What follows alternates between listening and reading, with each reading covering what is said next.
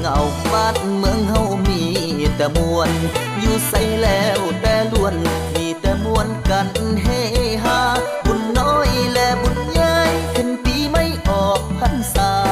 ส่วนเสกและเฮฮามวนกันมาตั้งแต่ปางใดมวนกันมาตั้งแต่ปางใด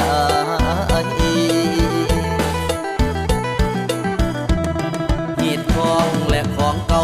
อีสานเฮาบอกเคยลืมต่อเติมและเสริมเติมบอกเคยลืมจำใส่ใจพันผูกและปลูกฝังมาแต่ครั้งปู่ย่าตายายกี่กับกี่การผ่านไป